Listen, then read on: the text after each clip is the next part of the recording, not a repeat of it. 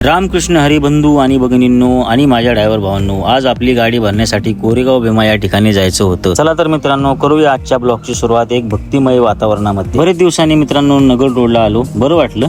आज काय ट्रॉफिक जास्त नसल्यामुळे गाडी चालवायला आनंद होत होता. जय स्तंभाला मानवंदना करून जय शिवराय, जय शंभूराजे, जय भीम असा जय घोष करत निघालो बघा पुढच्या मार्गाला. मित्रांनो, आज आपल्या गाडीचे सायलेन्सरचे काम निघाले होते. ड्रायव्हर भावांनो, ही जाळी जर कुठल्या पण गाडीची लिकेज झाली असेल तर लगेच बदलून घ्या, कारण गाडीचा पिकअप आणि मायलेज डाऊन होतं बघा. मी पण एक महिना चांगला अंदाज घेतला याचा. मंतरवाडी चौकात आलो, गणेश ऑटो मधून जाळी आणली आणि शेजारीच गणेश इंजिनिअरिंग वर्क मध्ये वेल्डिंग करून घेतली.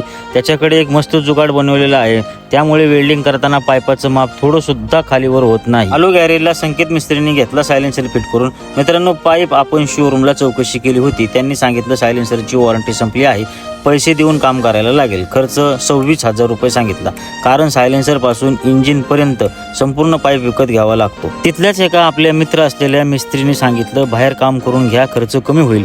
पुण्याला आलो, संकेत मिस्त्रीकडे दाखवलं. मिस्त्री म्हणले आपण 2-3 गाड्यांचं असंच काम करून दिलं आहे. मित्रांनो, फक्त 3,500 रुपयात काम झाले.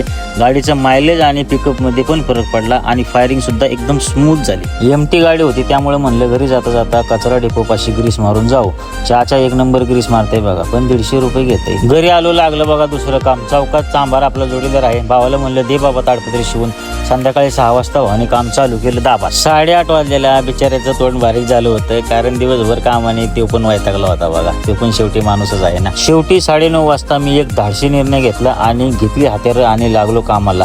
काम जास्त होतं आणि गडी चांगलाच दमला होता. म्हणलं माऊली बाकीचं काम सकाळी करू. मी म्हणलं दादा मला सकाळी ताडपत्री बांधून भरायला जायचंय. बाबा मी तुला मदत करतो, पण काय असेल ते आताच होऊ दे. इतका वेळ बघून मला पण थोडंसं जमायला लागलं होतं, पण त्याच्या इतकं स्पीड नव्हतं. आपण कधी बाप जन्मी केले का हे काम. उरकता करता रात्रीचे 11 वाजल्या.